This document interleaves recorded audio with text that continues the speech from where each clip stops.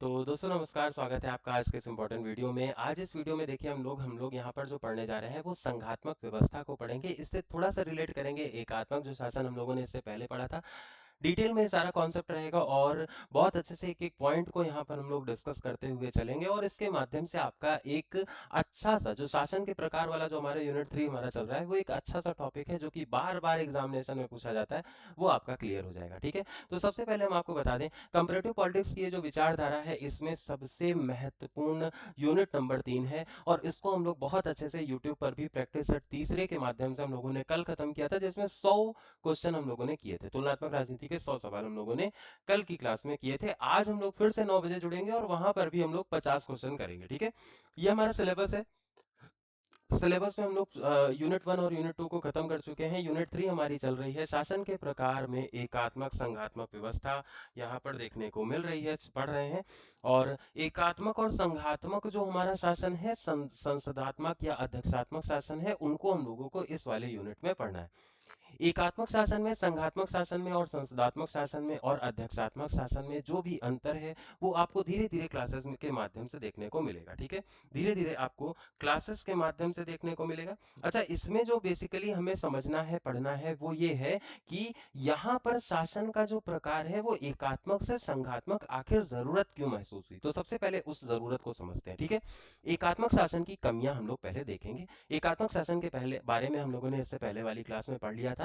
अब एकात्मक शासन की कमियों की बात करते हैं। ठीक है, एकात्मक शासन में सत्ता कहीं केंद्र पर एक जगह पर बैठी हुई थी, वहां से वो सब कुछ कंट्रोल करने की कोशिश कर रही थी। ठीक है, वहां से वो क्या कर रही थी, वहां से वो सब कुछ कंट्रोल करने की कोशिश कर रही थी। तो सत्ता कैसी थी, केंद्रीकृत सत्ता थी।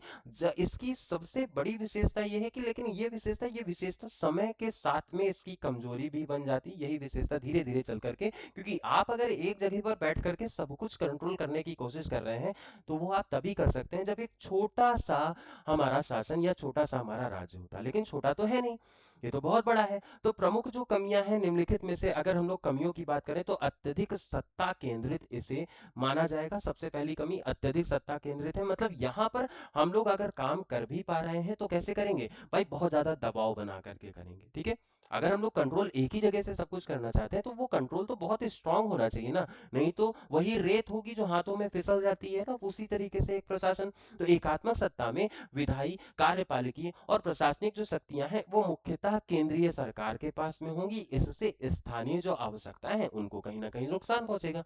हम ऊपर अगर बैठ करके सब कुछ कंट्रोल करना चाह रहे हैं तो नीचे की जो जरूरतें हैं वो नहीं पूरी हो पाएंगी ना, हम लोग वहां पर उनकी समस्याओं को समझ ही नहीं पाएंगे। उन्हें चाहिए पानी की सुविधा, हम उन्हें रोड बना करके दे रहे हैं, क्या आप रोड को वो पिएंगे क्या। ठीक है, उन्हें चाहिए बेसिक रोटी और हम लोग क्या कर रहे हैं, अब हम लोग उनके लिए जो है वो इंटरनेट की सुविधा दे रहे हैं, है ना, बेसिक जरूरतें नहीं पूरी हो पा रही। उन्हें चाहिए रोजगार के अवसर, हम लोग उनको फ्री में राशन बांट रहे हैं। तो ये भी हमारे, हम क्या उनकी जो जरूरत है उसके हिसाब से काम कर रहे हैं, उनको तो हम लोग अपाहिज बना रहे हैं ना राशन दे करके फ्री में। तो इस वजह से ये आपको ध्यान में रखना है, जो लोकल लेवल पर जो जरूरत है उसको पूरा करना जरूरी है, वो बहुत ज्यादा इंपॉर्टेंट है। तो स्थानीय आवश्यकताओं की उपेक्षा हो जाती है, निर्णय वास्तविक परिस्थिति से कटे हुए हो सकते हैं। विशाल और विविध समाजों में यह केंद्रीकृत शासन को असंवेदनशील बनाने के लिए भी जाना जाता है, इस वजह से इसकी आलोचना है। दूसरा एक और पॉइंट, स्थानीय विविधताओं की उपेक्षा हो जाएगी। भाई हमने आवश्यकताओं की तो उपेक्षा कर ली, उसके बाद अब यहाँ पर ऐसा नहीं कि एक ही जैसे लोग रह रहे हैं, है ना, ये कुछ ऐसे भी शासन, हाँ मानते हैं कि कहीं पर समरूपता है, अपेक्षाकृत समरूपता देखने को कहीं कहीं पर मिलती है, लेकिन वो छोटे राज्य या छोटे राष्ट्र होते हैं। अगर बड़ी राज्य व्यवस्था है तो वहां पर आपको विविधता देखने को मिलेगी ही मिलेगी, और उस विविधता के हिसाब से अगर आप काम नहीं कर पा रहे तब भी वो व्यवस्था फेल हो जाएगी। तो भाषाई आधार पर बहुत सारे लोग भी अलग होंगे, बहुत सारे बहुत सारे लोग सांस्कृतिक आधार पर अलग होंगे, बहुत सारे लोग सामाजिक आधार पर अलग होंगे, बहुत सारे लोग आर्थिक विविधताओं के आधार पर अलग होंगे, किसी के पास पैसा कम है, किसी के पास पैसा बहुत ज्यादा है ना। तो उनको अगर आप एक ही तराजू पर तौल रहे हो तो फिर वहां पर क्या होगा, वहां पर भी डिससेटिस्फैक्शन आएगा, जो कि एक मतलब असफलता का कारण बनेगा इस व्यवस्था का, एकात्मक व्यवस्था, क्योंकि आपने एक ही तराजू में सबको तौलने का काम सौंपा है। आप एक जगह से कानून बना रहे हैं और वो सब पर लागू हो रहा है, लेकिन सब जो बैठे हुए हैं ना वो सारे बराबर तो नहीं है ना, अलग अलग प्रकार के लोग वहां पर देखने को मिल रहे हैं। तो ये एक दूसरी कमी जो कि एकात्मक व्यवस्था में आई।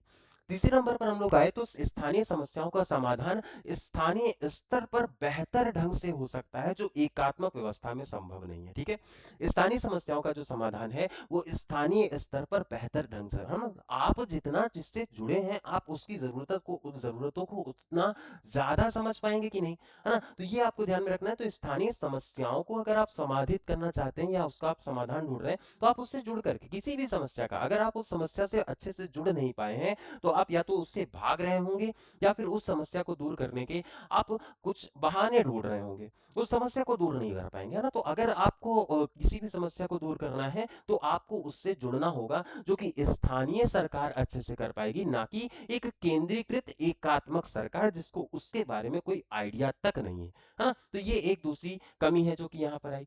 तीसरे नंबर पर, अब अगर आप एक ही जगह पर बैठ करके सब कुछ करने लगे तो भाई आपके पास में काम भी बहुत ज्यादा हो जाएगा। तो तीसरी यहां पर कमी आ जाएगी एकात्मक व्यवस्था की, कि प्रशासनिक बोझ बढ़ जाएगा, प्रशासनिक बोझ और अक्षमता भी बढ़ जाएगी। सभी निर्णय केंद्र के लिए लिए जाने के कारण प्रशासनिक बोझ अत्यधिक बढ़ जाएगा, निर्णय प्रक्रिया धीमी हो जाएगी और नौकरशाही में लाल फीताशाही बढ़ती चली जाएगी। ठीक है, नौकरशाही में क्या बढ़ जाएगा, लाल फीताशाही। इसने शासन कम प्रभावी और कम उत्तरदायी बन जाएगा, ये आपको ध्यान रखना है। लोकतांत्रिक सहभागिता की अगर सीमा की बात करें तो एकात्मक शासन में जो सहभागिता है वो कम है। क्यों? क्योंकि एक ही जगह पर बैठ करके हम नीतियां निर्माण कर रहे हैं। अगर हम सबकी बात सुनने लगेंगे तो हम लोग नीतियां निर्माण क्या कर पाएंगे। जैसे मान लीजिए आप किसी भी एक मॉल में जाते हैं, कुछ कपड़ा वपड़ा लेने जाते हैं, अगर आपके पास में निश्चित निर्णय लेने वाली एक बॉडी मौजूद है तो आप आसानी से कपड़े लेकर के आ जाएंगे। लेकिन बहुत सारे लोग अगर नीतियों का निर्माण करने में लग गए, बहुत सारे लोग अगर रूल बनाने में लग गए, तो फिर क्या आप नीतियों का निर्माण कर पाएंगे उतने बेहतर तरीके से। तो यही यहाँ पर आपको ध्यान में रखना है। जनता की राजनीतिक भागीदारी सीमित हो जाती है एकात्मक व्यवस्था में, और जनता की अगर भागीदारी सीमित हो जाएगी तो आप उनकी जरूरतों को नहीं पूरा कर पाएंगे। इसकी वजह से विद्रोह की भावना या विद्रोह यहाँ पर बढ़ता हुआ चला जाएगा, है ना। तो स्थानीय नेतृत्व का विकास नहीं हो पाएगा, सत्ता कुछ हाथों में सिमट करके रह जाएगी। यह स्थिति लोकतंत्र की भावना के विपरीत मानी जाएगी, इस वजह से भी इसकी आलोचना होती है। ठीक है, ऐसा नहीं है कि एकात्मक सत्ता जहां चल रही है वहां पर लोकतंत्र है ही नहीं, लेकिन वहां पर समरूपता है। अगर समरूपता नहीं है तो फिर ये व्यवस्था पूरी तरह से फेल है। अगर एक ही जैसे लोग हैं, एक ही विचार के लोग हैं, तो वहां पर एक ही जैसा शासन सबके साथ में किया जा सकता है। लेकिन बहुत कम ऐसा एग्जाम्पल है जहां पर एक ही प्रकार के लोग रह रहे हैं या एक समरूपता देखने को मिल रही है ना। आप कमेंट सेक्शन में बता सकते हैं कि भाई कहाँ कहाँ पर ऐसा प्रोसेस चल रहा है। सत्ता के दुरुपयोग की अगर संभावना देखें तो यहाँ पर सबसे ज्यादा है, क्योंकि जो, अगर मान लीजिए आपने किसी एक व्यक्ति को उठा करके सारी शक्तियां दे दी, लो मान लिया तुमको, है ना, सब कुछ जो कुछ है वो उनका है ना। तो उसके आधार पर अगर वो निरंकुश हो गया, निरंकुशता अगर आ गई, तो आप क्या करेंगे। सारी पावर्स तो आपने उनको उठा करके दे दी है, अब वो आपकी अगर सुन ही नहीं रहे तो आप क्या करेंगे, कुछ भी नहीं कर सकते ना, क्योंकि आपने तो पहले ही अपना सब कुछ तन मन धन उन्हें समर्पण कर दिया है ना। तो निरंकुशता, अधिनायकवाद, अधिकारों का दमन, और इसकी भी संभावना बढ़ जाएगी। विशेष रूप से आपातकालीन परिस्थितियों में ये व्यवस्था देखने को मिलेगी। संघात्मक शासन व्यवस्था क्यों बेहतर है, अब उस पर आ जाते हैं, उसके बाद में संघात्मक व्यवस्था को डिटेल में समझेंगे। देखिएगा, सबसे पहला पॉइंट, संघात्मक व्यवस्था एकात्मक शासन की उपरोक्त जो कमियां हैं उनको व्यवहारिक समाधान प्रदान करने के लिए जानी जाती है, क्योंकि ये जुड़ी हुई व्यवस्था है। इसी कारण आधुनिक और जो विविध समाज है उनमें अधिक उपयुक्त मानी गई। सत्ता का संतुलित वितरण है यहाँ पर केंद्र भी है, राज्य भी है, और उनमें सत्ता का एक संतुलित वितरण देखने को मिल रहा है। केंद्र और राज्य के बीच में शक्ति का संवैधानिक विभाजन है, कोई भी स्तर सर्वशक्तिमान नहीं होता।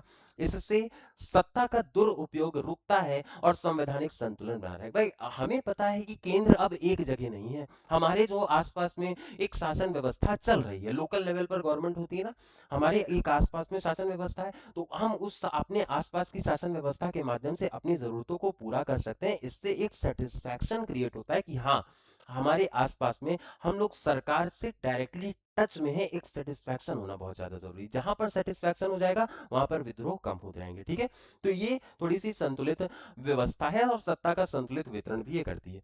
विविधता में एकता का संरक्षण की अगर बात करें तो भाषाई, सांस्कृतिक, धार्मिक, क्षेत्रीय विविधताओं की वजह से को स्वीकार करती है। उन्हें शासन का हिस्सा बनाएगी और राष्ट्रीय एकता बलपूर्वक नहीं सहमति के साथ में स्थापित होगी। ये आपको याद रखना है। प्रशासन बेहतर हो जाएगा क्योंकि एक ही जगह पर ओवरलोड नहीं है, हर आदमी अपना अपना काम कर ले रहा है, तो शासन और अच्छा चलने लगेगा। एक ही जगह पर सब कुछ लोड नहीं लेकर के नहीं बैठ रहा है, तो इस वजह से शासन जो है वो बेहतर हो जाएगा, उत्तरदायित्व यहाँ पर सुनिश्चित हो जाएंगे, बेहतर समझेगी, शीघ्र निर्णय ले सकती है। अगर मान लो छोटा सा एक इकोसिस्टम बना हुआ है, तो वहां पर अगर निर्णय लेने वाले बहुत सारे लोग हैं तो निर्णय जल्दी भी हो जाएंगे। ठीक है, जनता के प्रति अधिक उत्तरदायी हो जाएगी, इससे शासन अधिक प्रभावी और लोकतांत्रिक बन जाएगा, लोकतांत्रिक सहभागिता का भी विस्तार हो जाएगा। ठीक है, संघात्मक शासन में सत्ता के अनेक केंद्र होंगे, स्थानीय नेतृत्व विकसित हो जाएगा, नागरिकों को शासन में प्रत्यक्ष भागीदारी मिल जाएगी और लोकतंत्र को केवल औपचारिक नहीं बल्कि जीवंत बनाने के लिए भी इसे जाना जाएगा। लोकतांत्रिक सहभागिता का भी विस्तार होता हुआ नजर आएगा, किसमें? संघात्मक में। राजनीतिक स्थिरता और लचीलापन अगर हम लोग देखें तो संघात्मक शासन टकराव को संवैधानिक ढांचे के भीतर सुलझाने का अवसर देगा, अलगाववादी प्रवृत्तियों को नियंत्रित करने का काम करेगा, संकट के समय व्यवस्था को लचीला भी बनाएगा, और यही दीर्घकालिक राजनीतिक स्थिरता प्रदान करने के लिए जाना जाता है। यही कारण है यह दीर्घकालिक राजनीतिक स्थिरता को प्रदान करने के लिए जाना जाएगा। निष्कर्ष अगर कुल मिलाकर के इस व्यवस्था का एकात्मक शासन का देखेंगे तो सरल है लेकिन केंद्रीकृत है, छोटे समरूप देशों के लिए उपयुक्त इसे हम लोग मान सकते हैं, लेकिन जहां पर विविधता है, जहां पर जटिल है, जहां पर प्रोसेस जो है वो थोड़ा सा ऐसा है कि सबकी जरूरतों का ख्याल रखना ही रखना है, वहां पर ये एकात्मक व्यवस्था फेल हो जाएगी, वहां पर संघात्मक काम आएगा। और जटिल है लेकिन संतुलित है, विविध विशाल और लोकतांत्रिक समाजों के लिए अधिक उपयुक्त है। इसी कारण आधुनिक जो राजनीतिक चिंतन में राजनीतिक शासन को एकात्मक शासन की तुलना में अधिक व्यवहारिक और लोकतांत्रिक और टिकाऊ भी माना जाता है ना। इसे व्यवहारिक भी माना जाएगा, लोकतांत्रिक भी माना जाएगा और इसे टिकाऊ भी माना जाएगा। अच्छा, संघात्मक शासन व्यवस्था अर्थ और मूल अवधारणा। अब संघात्मक को थोड़ा सा और डिटेल में लेकर के चलेंगे। अभी तक हम लोगों ने एकात्मक और संघात्मक में बेहतर कौन है उसको हम लोगों ने तलाश लिया है। व्यवस्थाएं अलग अलग प्रकार की हैं, अलग अलग परिस्थितियों के हिसाब से ये काम भी कर रही हैं। व्यवस्थाओं में संघात्मक व्यवस्था बेहतर वहां पर है जहां पर एक बड़ा इकोसिस्टम बना हुआ है। ऐसा नहीं है कि एकात्मक पूरी तरह से फेल है, एकात्मक वहां पर उपयुक्त है जहां पर समरूपता देखने को मिल रही है, यूनिफॉर्मिटी देखने को मिल रही है। संघात्मक व्यवस्था वह शासन प्रणाली है जिसमें एक ही राज्य के भीतर दो या दो से अधिक स्तरों पर सरकारें कार्य करती हैं और उनके बीच शक्तियों का विभाजन संविधान द्वारा निर्धारित होगा। शक्तियों का विभाजन कैसे होगा? संविधान द्वारा निर्धारित होगा। इस व्यवस्था में केंद्रीय सरकार, राज्य सरकार, प्रांतीय सरकारें दोनों अपने अपने क्षेत्रों में संवैधानिक रूप से स्वायत्त होंगी, जहां सत्ता का स्रोत कोई एक सरकार नहीं बल्कि संविधान होगा। ठीक है, एक सरकार नहीं, यहाँ पर कौन होगा? यहाँ पर संविधान होगा। अच्छा, संघात्मक अगर सरकार के बारे में अगर विचारकों के विचार, इन पर डिटेल पर हम लोग आएंगे। अभी अभी फिलहाल में केसी बियर का नाम देखते हैं। तो संघात्मक शासन एक ऐसी व्यवस्था इन्होंने बताई जिसमें केंद्र और राज्य इस प्रकार शक्तियों का प्रयोग करेंगे कि दोनों में अपने अपने क्षेत्र सर्वोच्च है। दो एंटिटीज हैं जो बराबर पर हैं, अपने अपने क्षेत्र में वो सर्वोच्च हैं। इस तरीके से केसीवियर के हिसाब से संघात्मक व्यवस्था काम करेगी। इसी में अगर हम लोग ब्राइस का नाम लें, ब्राइस को हम लोग डुअल गवर्नमेंट के प्रणेता के रूप में जानते हैं। बिल्कुल याद रखेंगे, डुअल पॉलिटी, इस पर क्वेश्चन भी कल की क्लास में आया था। द्वैध शासन व्यवस्था डुअल पॉलिटी के ये प्रणेता हैं क्योंकि इसमें एक ही नागरिक पर दो सरकारें काम करेंगी, एक केंद्र के लेवल पर, एक राज्य के लेवल पर। ये आपको मानना है, ठीक है, ये आपको ध्यान में रखना है। ये व्यवस्थाएं प्योर संघात्मक व्यवस्था है। विशेषता पर आ जाते हैं। शक्तियों का संवैधानिक विभाजन अगर देखेंगे तो सबसे बुनियादी विशेषता शक्तियों का विभाजन ही है। हमारे यहाँ भी थोड़ा सा फेडरल सिस्टम है। थोड़ा सा क्यों कह रहे हैं? क्योंकि आपातकालीन स्थितियां या कोई अर्जेंसी आती है तो वहां पर हम थोड़ा सा एकात्मक हो जाते हैं, लेकिन ज्यादातर हम लोग संघात्मक व्यवस्था में रहते हैं। मतलब सबसे बुनियादी विशेषता, केंद्र और राज्य की शक्तियां संविधान में स्पष्ट रूप से विभाजित अगर हैं, कोई भी सरकार अपनी सीमा से बाहर अधिकार प्रयोग नहीं कर सकती है। यह विभाजन शासन को संतुलित और नियंत्रित बनाने के लिए जाना जाता है। व्यय विभाजन कैसे माना जाता है? संतुलित और नियंत्रित बनाने के लिए जाना जाता है। उसके बाद आगे बढ़े तो संविधान की सर्वोच्चता में संघात्मक व्यवस्था ना तो संसद सर्वोच्च होती है ना ही राज्य सरकार इसमें, बल्कि संविधान सर्वोच्च होती है। यही कारण है कि केंद्र और राज्य दोनों को संविधान के अधीन ही रहना पड़ता है। केंद्र और राज्य को दोनों को संविधान के अधीन रहना पड़ता है। द्वैध शासन प्रणाली संघात्मक शासन में एक ही क्षेत्र में एक ही नागरिक पर दो स्तरों पर सरकारें कार्य करती हैं, ये आपको याद रखना है दो द्वैध शासन प्रणाली में। ठीक है। उसके बाद संविधान सर्वोच्च हो गया, पहला पॉइंट। उसके बाद में शक्तियों का संवैधानिक विभाजन हो गया। उसके बाद में द्वैध शासन डुअल गवर्नमेंट देखने को मिल रहा है, मतलब एक ही क्षेत्र में एक ही नागरिक पर दो सरकारें काम कर रही हैं, ये आपको तीसरी विशेषता के रूप में याद रखना है। उदाहरण के लिए अगर हम लोग देखें तो नागरिक केंद्र के कानूनों का भी पालन करेगा और राज्य के कानूनों का भी पालन करेगा। स्थिति शासन को अधिक समावेशी बनाने के लिए जानी जाएगी, ये आपको याद रखना है। और स्वतंत्र और निष्पक्ष न्यायपालिका देखने को मिले, जहां पर कोई विवाद अगर केंद्र और राज्य के बीच में होगा तो उसका निपटारा न्यायपालिका कर दे, विवादों का समाधान कर दे, संविधान की व्याख्या कर दे, शक्तियों का अतिक्रमण को रोक दे और हर प्रकार से न्यायपालिका संघीय संतुलन के रक्षक के रूप में महत्वपूर्ण होती है। और इसकी वजह से ये जो संतुलन है ये कभी ब्रेक ना हो पाए कि भाई एक केंद्र सरकार है तो वो अपने ही भौकाल में है, राज्य सरकार को महत्व ही ना दिया जाए, ऐसा कुछ ना होने पाए। इस वजह से हम लोग यहाँ पर एक व्यवस्था न्यायपालिका की भी बना करके चलते हैं। तो स्वतंत्र और निष्पक्ष एक न्यायपालिका भी यहाँ पर विशेषता के रूप में आएगी।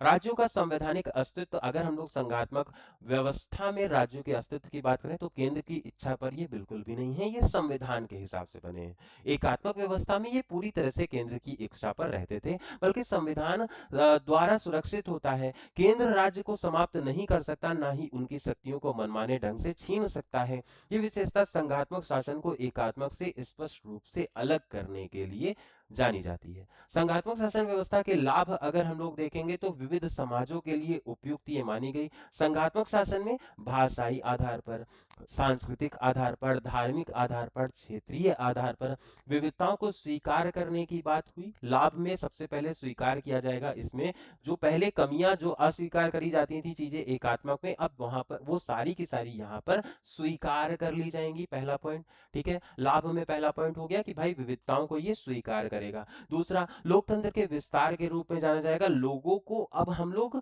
शासन व्यवस्था में शामिल कर लेते हैं, स्थानीय नेतृत्व विकसित होता है और नागरिकों की भागीदारी भी यहाँ पर बढ़ जाती है। इससे लोकतंत्र केवल केंद्र तक सीमित न रह करके जमीनी स्तर पर पहुंचने के लिए भी जाना जाता है।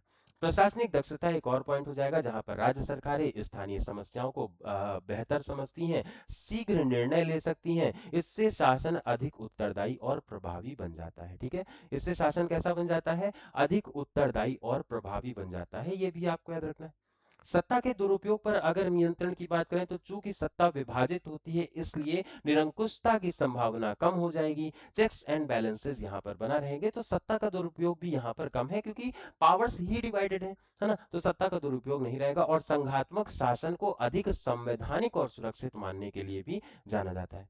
संघात्मक शासन व्यवस्था की सीमा अगर देखें तो यद्यपि संघात्मक शासन लोकतांत्रिक है, फिर भी केंद्र राज्य संघर्ष की संभावना बनी रहेगी। निर्णय निर्माण प्रक्रिया कभी कभी धीमी हो जाएगी, आपातकालीन परिस्थितियों में समन्वय थोड़ा सा कठिन हो जाएगा। इसी कारण कुछ देश क्वाजी फेडरल रह जाएंगे, है ना, समय आने पर वो केंद्र, जैसे भारत में है ना, अगर सीमाएं की बात करेंगे ना तो यहाँ पर केंद्र राज्य संघर्ष जो है वो लगातार देखने को मिलेगा। इस वजह से केंद्र अगर पावरफुल नहीं है तो राज्य तो कुछ भी कर सकता है ना, इस वजह से केंद्र को थोड़ा सा ज्यादा पावर दी जाती है और वही व्यवस्था फिर अर्धसंघीय, इसी वजह से भारत भी अर्धसंघीय व्यवस्था के आधार पर चलता है। और भारत में भारत की व्यवस्था को अर्धसंघीय कहने का क्रेडिट किसे दिया गया? केसी वियर को दिया गया। परीक्षा के लिए अगर निष्कर्ष की बात करें तो जो संघात्मक व्यवस्था है उसमें सत्ता के विकेंद्रीकरण पर आधारित होता है। ये संविधान को सर्वोच्च मानने का काम करता है, विविध समाजों के लिए सर्वाधिक उपयुक्त इसे माना जाता है और लोकतंत्र को मजबूत और सहभागी बनाने के लिए भी इसे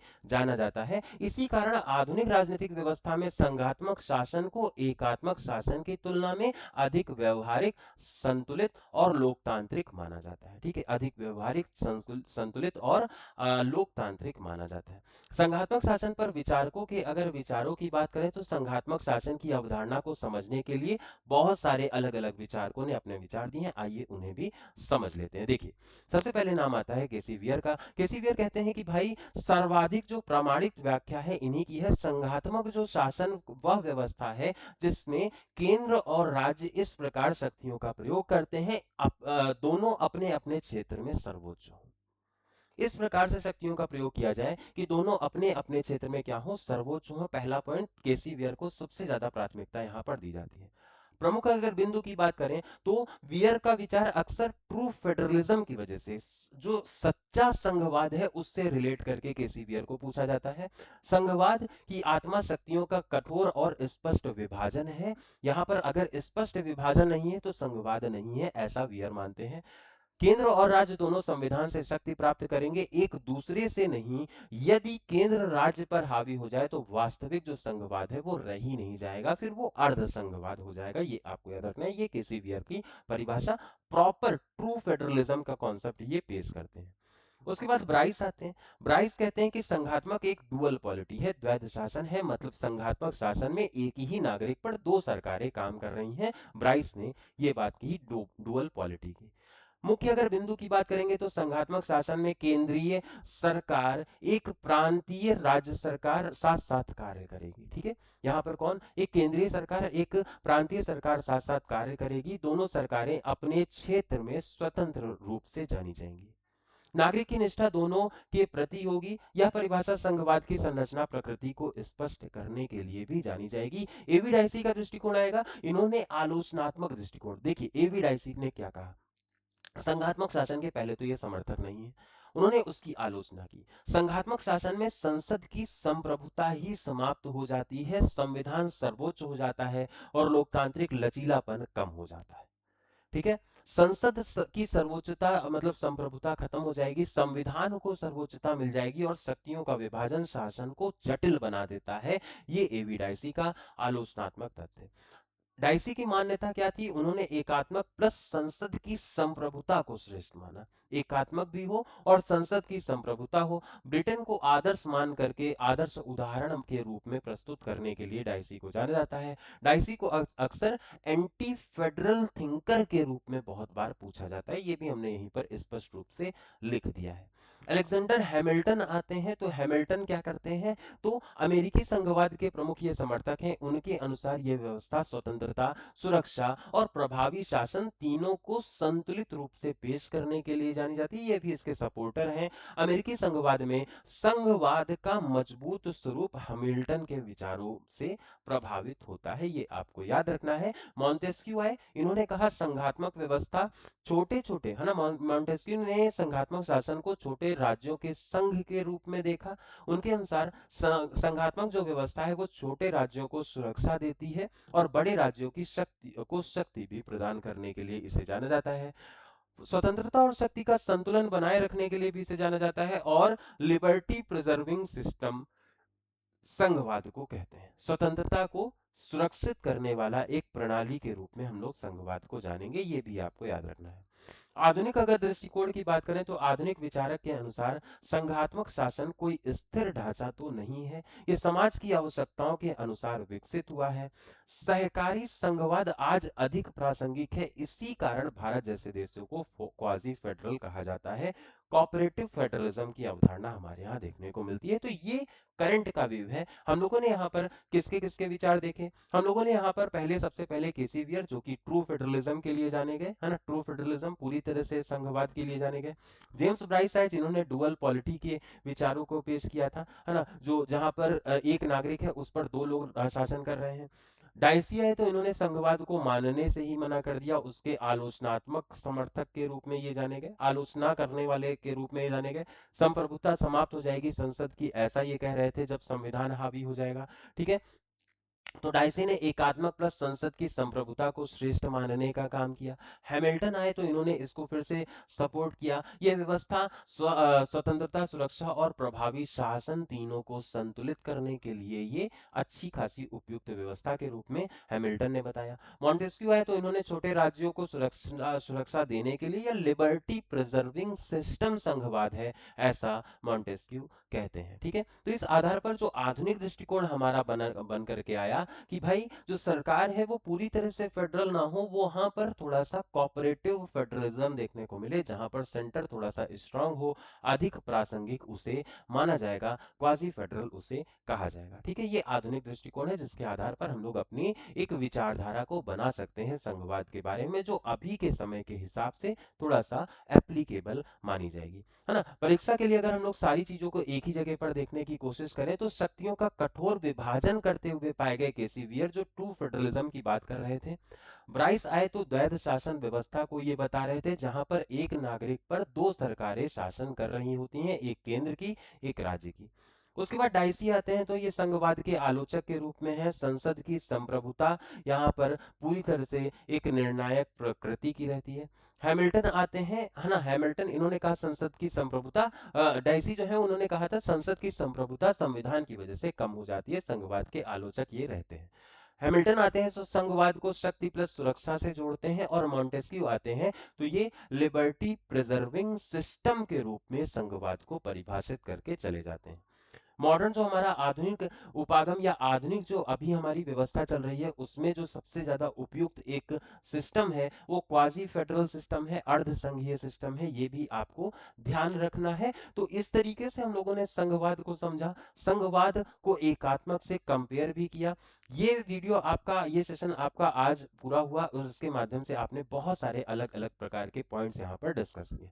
ठीक है, संघात्मक व्यवस्था को हम लोगों ने अच्छे से एकात्मक से पहले कंपेयर किया, उसके बाद संघात्मक को अलग से भी उसकी विशेषता को, उसके लाभ को भी बताया, उसकी आलोचना के बारे में भी बताया, और जो विचारकों के विचार हैं उन पर भी हम लोगों ने चर्चा की। उम्मीद है कंप्लीट ये सेशन आपको अच्छा लगा होगा। ये इस तरीके के और भी हमारे इंपॉर्टेंट जो वीडियोस हैं वो आपको लगातार सिलेक्शन गाइडर पर मिलते रहेंगे। पहली बार अगर आए हैं तो आप चैनल को सब्सक्राइब कर लीजिएगा, और हाँ, अगर आप प्रैक्टिस बैच में जुड़ना चाहते हैं तो प्रैक्टिस बैच का लिंक आपको वीडियो के डिस्क्रिप्शन में मिल जाएगा। 307 रुपए में कंप्लीट प्रैक्टिस, जिसमें 25 सेक्शनल टेस्ट और 15 मॉक टेस्ट आपको इसमें इसी महीने दिए जाएंगे। उसके आधार पर अगर आप प्रैक्टिस करना चाहते हैं तो आप अभी इनरोल कर लीजिए। अभी सीमित लोगों के लिए ऑफर लगाया गया है। पीजीटी 2026 आपको कूपन कोड यूज करना है और उसके माध्यम से आप वहां पर 307 रुपए में ही प्रैक्टिस बैच को प्राप्त कर सकते हैं। अभी के लिए, आज के लिए इस वीडियो में इतना ही। ये प्रक्रिया लगातार चलती रहेगी, ये प्रोसेस लगातार चलता रहेगा। कहीं पर किसी भी पॉइंट में कोई डाउट आया है तो कमेंट सेक्शन का जरूर प्रयोग करिएगा। आज के इस वीडियो में अभी के लिए इतना ही। नमस्कार।